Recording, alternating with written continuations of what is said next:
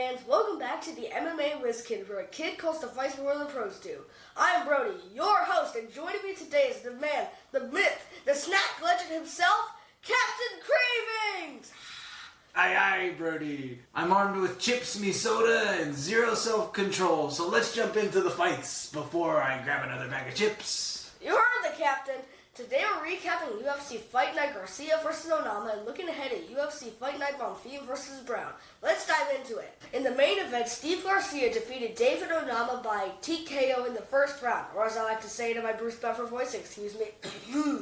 Ladies and gentlemen, referee Mark got to stop to this contest at 3 minutes, 34 seconds of the very first round, declaring the winner by TKO, Steve Mean Machine Garcia! Steve looked great. I mean, Onama never could get going. Steve just pressed forward. It was just pressure. Once the ref said, ready, fight! Pressure! Sonic speed! How long did the fight go? 3 minutes, 34 seconds. Now, how many wins does Steve have in a row? 7. 7 wins in a row. And now is he in the top 10, top 15? He's in the top 10 now. He's the number 8 right now. Okay. Even though he's originally the number 11 when he fought David Onama, now he's the number 8. Wow. That's how high they put him. Well, he's proven himself time and time again, right? Who did he want next? Who did he call out? He called out Max Holloway, which we all know the betting odds for that one is plus 250,000. No, if that fight happens. Yeah, that's what I think too. That's a long shot, but hey, you go for it. Now, is he knocking everybody out? He's knocked everybody in 6 of his last 7 fights except for Calvin Kattar. But so he's knocked out 6 of his last 7 fights, right? Wow. So he's just on fire. He's heading up to the top. And who do you think can stop him then? Who's going to get in his way? I don't know. Unless you put him against Arnold Allen. Does he have a ground game? I know I see him striking all the time. No, he does not have a ground game. Or that we don't know of. Unless he knocks somebody down. Then he has a ground game. Okay, but we've never seen him on his back. I don't think I've ever seen him submit somebody. Okay. Well, Steve Garcia looked great. Onama looked not like Onama. Yep. But hey, he lived to fight another day. Steve climbed up and Onama went back, right? Yep. Who was the co-main event last week? In the co-main event, Waldo Cortes-Acosta originally lost the fight, but evidently he won the fight, like 25 to 35 seconds after he stopped. Yeah, so he got an eye poke, and it was hard to tell that he got an eye poke in the live action. Yeah, because it was just an eye poke that hurt him. That's why he was covering his eyes and it was like... And he took some damage during that. I mean, he was able to shell up and prevent the heavy shots, but... Yeah, and you might have seen that the ref covered him, and Elijah thought he won, but he never did this, or any movement with his hands other than holding on to... Who was the ref? Mark Smith. Mark Smith. So Mark Smith did a great job, right? He didn't wave his hands in the air. He went straight to Herb Dean, who was reviewing. They reviewed it. They saw it quickly that it was an eye poke, so they said, All right, they gave Cortes-Acosta time to recover. Yeah. He could have done what Tom Aspinall did. Said no contest. And no, I'm done. I can't keep fighting. And he clearly couldn't see, but he said, no, I'm going to fight. So I think he was trying to prove a point to Tom Aspinall that, hey, this is the fight game. You're going to get hit in the eye or maybe poked in the eye. But, hey, kudos to him because he went out there and he was mad. Well, he was like, King Kong! He was. It was like Rock'em Sock'em Robots after that. He went out there 4 straight strikes and it was done.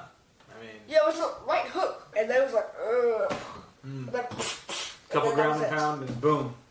Big win for Acosta, right? Elijah was hot. Like, he could have climbed the ranks and been at the top really, really fast, the rate that he was going. Because that was just his second fight in the UFC. Who did Elijah fight last time? In the last fight, he fought Marcin Tybura. Oh, that's right. So that was the big win that catapulted him into the rankings. Yeah, but in the last episode, I said that Volkov would fight Elijah if Elijah won, but Elijah lost. So now I'm thinking a Cortes-Acosta versus Volkov. I like that fight. They're not wrestlers. It would be a striker's delight. It would be a good fight. It would be a stand-up fight. And Salsa Boy, he's athletic. I mean, he used to be a professional baseball player, too. Isn't that what they said? That was before he came into the UFC. Wow. So quite the transition, right? From baseball to that. But we'll see. He looks like his rise is big. Who was the fight before that? Before that, Jeremiah Wells defeated Thembo Garimbo. That was the second straight domination of Thembo Garimbo, too, wasn't it? It was 29-28 on all 3 judges' scorecards. Okay, so it wasn't too bad. It was 2-1 in the rounds. Who did Thimbo Garimbo fight in his last fight? Vicente Luque and lost by first round submission. And he was looking really good up until that point. Yeah, because before that he beat Nico Price. Yep, that's right. But now we got Jeremiah Wells, who looked great, looked super strong. He's definitely a great grappler. Like, what did you think about his performance? I thought he was dominant on the ground because he just kept him on the ground. He wouldn't really let him get up. Yeah, he pressured him the whole time. That wrestler style, it's not the prettiest style, but it's dominating, especially when they throw punches. Yeah, and Thimbo Garimbo was like, I want to get out, I want to get out, I want to get out. He had a lot of submission attempts too, didn't he, Yeah. Jeremiah Wells? So he was really going for the rear naked chokes. I think he also got guillotines. tired because of that. Probably. That'd gas you out real fast. Like Rainier de Ritter. So who's next for him? Did he call out anybody? Do you remember? I don't think he called out anybody. Is he in the rankings now? Is he in No. the top 10? No, still not. Garimbo wasn't even ranked. Okay. Well, but clearly Jeremiah Wells is going up. He's definitely right outside of the top 15, I'd imagine. Right? And then Thimbo Garimbo, he's got to go back to the drawing board and figure out what he's got to do to change some things. Yeah, 2 straight losses, and they've all been about the ground. And the ground is Thimbo Garimbo's strength. Is it? It's the ground. Okay. Being on top position, though. Yeah. And when he's on bottom position, it's like, oh man, I give up, I give up. You can tell it's definitely a different animal when you're on bottom position versus the top. Yeah. So before that, Yadier del Valle defeated Isaac Dolgarian, but this was a weird one because the UFC called the FBI. yeah, it's an investigation. Definitely some foul play, they said, in terms of the betting, right? Yes, and this was a weird one when del Valle had him in a choke. He would not get the arms. He was just punching backwards. That is Jiu-Jitsu 101. You have to get the arms. That's right. Fight the hands first, right? Well, I mean, clearly there's something up. If there's an investigation with the FBI involved, clearly there's some nefarious play going on where he had to lead people to believe that something was going to happen, or intentionally or unintentionally. But when you trace him back, he goes back to the James Krause era. And James Krause is the coach who got in all the trouble for betting in the past. So I don't know if there's something there that's a connection that these guys realize that they might be able to make a lot of money if they can slide through this. But it doesn't seem like anything you want to play around with. So that's tough. But now the FBI is going to be watching every single UFC fight to make sure there's nothing illegal happening. Well, and the UFC has a group that they partner with that does all the betting stuff. So they're responsible for looking into it all and making sure everything is done right. And clearly this group caught this one. This one brought some red flags up. So we'll see, because from my understanding, they paid everybody back who bet on this fight, right? Yeah, they got refunds. Wow.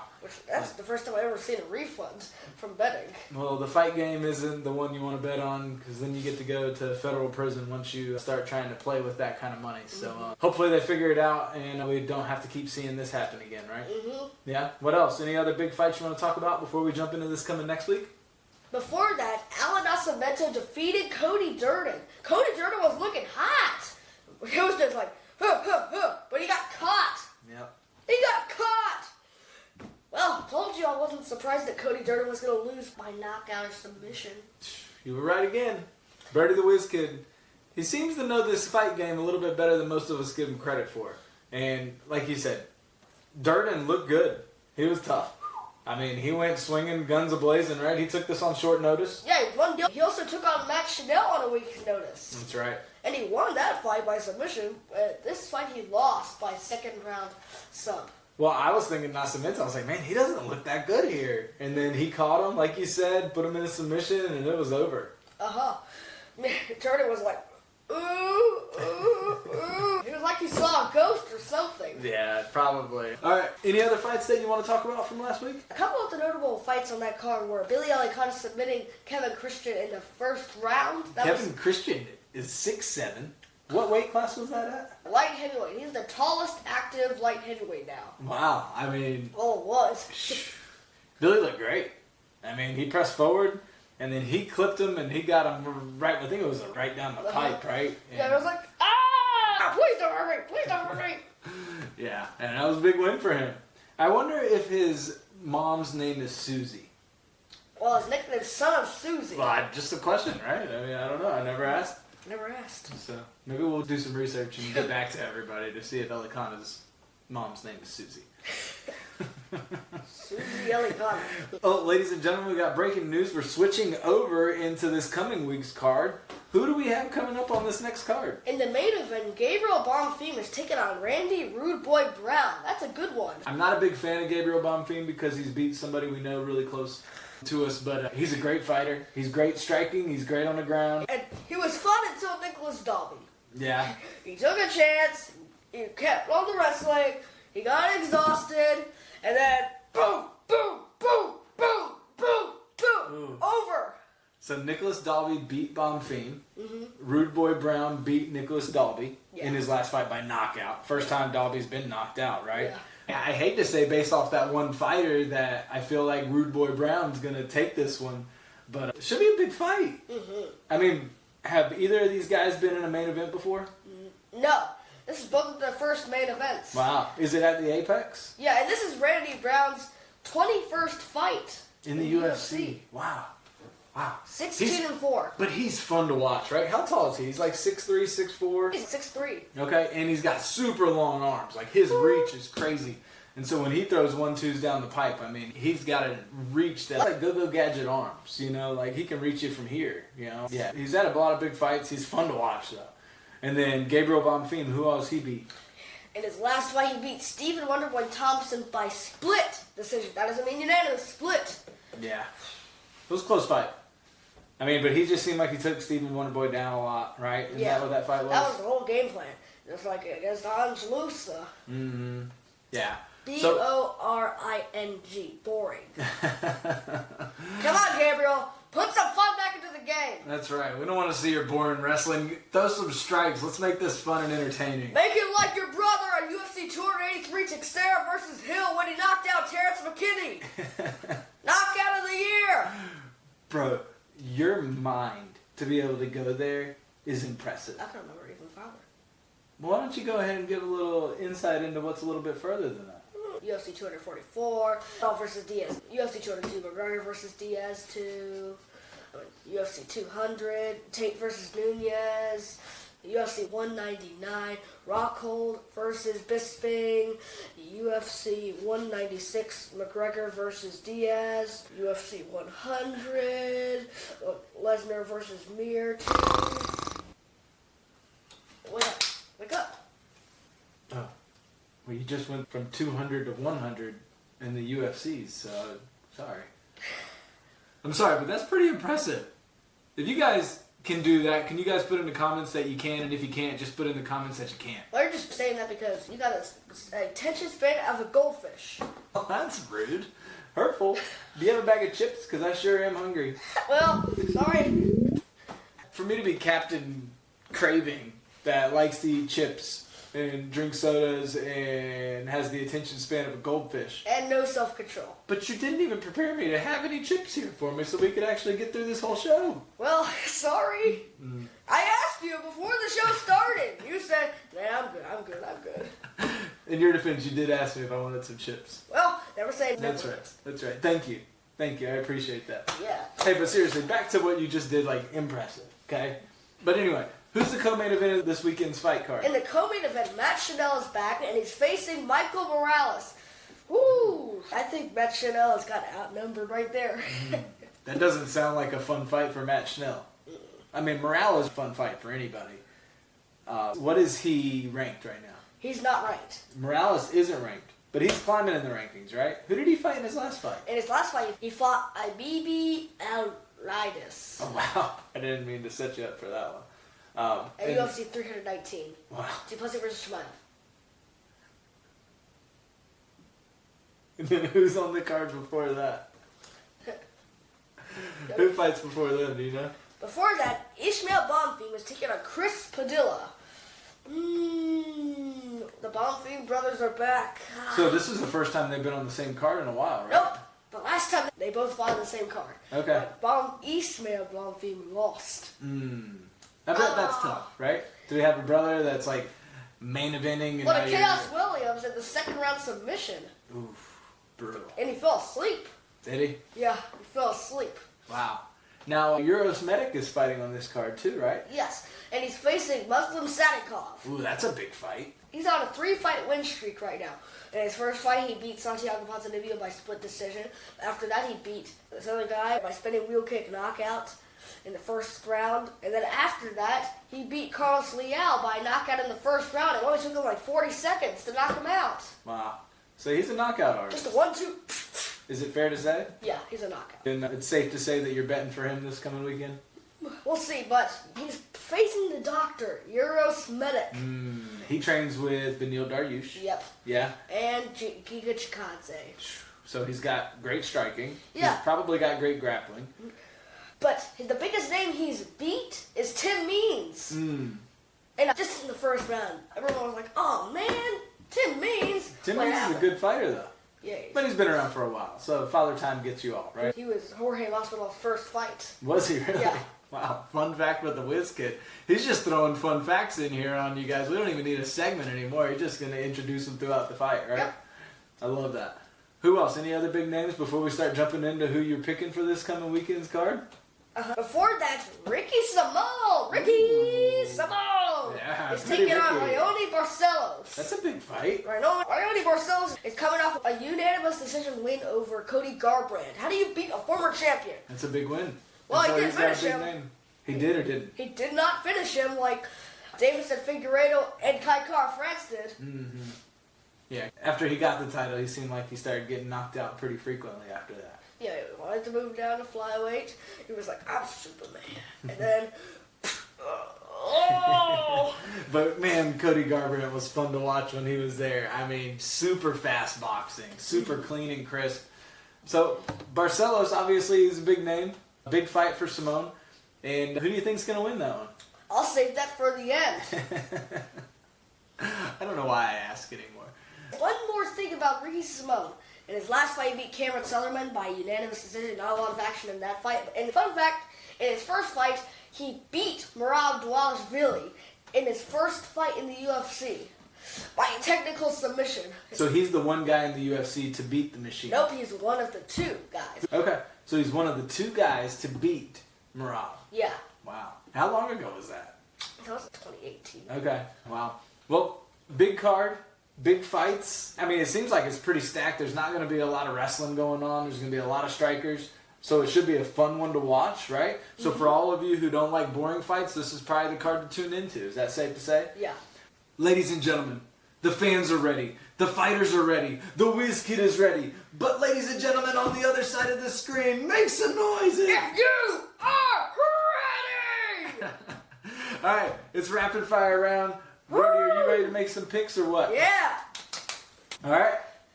First fight's up. Starting in the prelims, we're going Miles John versus Daniel Marcos. Who you got? I'm going to have to go with Daniel Marcos. Ooh, that's a big one. Why do you think Daniel Marcos is going to take that? Definitely not because he's the betting favorite. Hey, there you go. When in doubt, go with the betting favorite, right? Yep. Somebody knows. All right, next one. Tisha Pennington versus Denise Gomez. I'm going to have to go with Tisha Pennington. That could make her, what, set the record for most wins in that division for Yes. the women, right? Uh-huh. Wow, big fight. Maybe. Do you think she can pull it off? I think so. All right, next, Mayra Buena Silva versus Jacqueline Cavalcanti. I've had some doubts about Mayra Bruno Silva, but I'm going to have to go with her in this fight. Yeah, well, she got really catapulted to the top, right? Yeah, to that no contest with Holly Holm, even though she won by submission. Exactly. In the second round. Yep, and so now let's see. She's getting brought down a level, it seems like, maybe to the middle of the division. Well, these girls aren't even ranked. No, So, she is ranked. Is she? She's the number 14, and Bruno Silva's the number 10. Okay, so we got two ranked girls. It's a big fight. See what happens here, right? Adrian Yanez versus Christian Quinones. I'm going to have to go with Adrian Yanez. Okay, why do you think that? His boxing's crisp. He's a good striker. Yeah. Now, his last fights, he's lost quite a few here lately. I remember when he was on a hot streak and he was just knocking everybody out and they catapulted him to the top. But then he seemed to hit a little spur, so hopefully he can get back on the winning board. Ow! But Christian Quinones is no chump, that's for sure.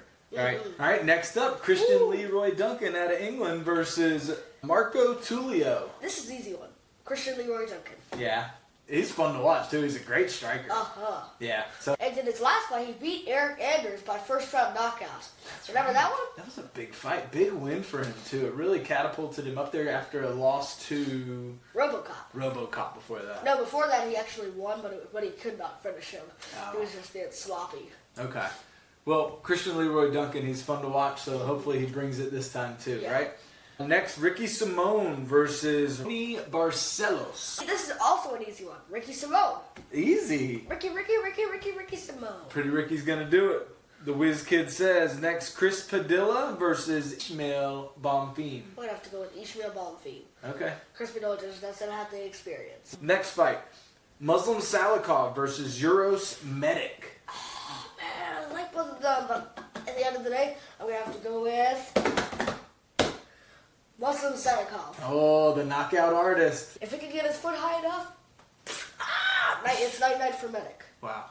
It's got to be pretty nice to have that one punch or one kick that you can just knock people out. Even if other people are better than you, all it takes is connecting one. 15 minutes. Land one. Yeah. Right? All right, Matt Schnell versus Joseph Morales. I'm going with Joseph Morales by second round TKO or sub. You heard it here. The Wiz Kid is picking Joseph Morales. And main event, Gabriel Bonfim versus Randy Rude Boy Brown. I'm going to have to go with Randy Rude Boy Brown. Wow. I think that's a big pick. I think it's a good pick. And I'm excited to see that fight. Yes, I think if he advantage. can keep the distance, right? Because obviously Bonfim's going to try and take him down. And defend takedowns. Exactly. And throw flying knees. Yep. And he's long. Lots of big fights, lots of ranked fighters on this card. What else do you want to leave everybody with? Please remember to like and subscribe so you don't miss out on all our videos. We'll see you after the fights. God bless.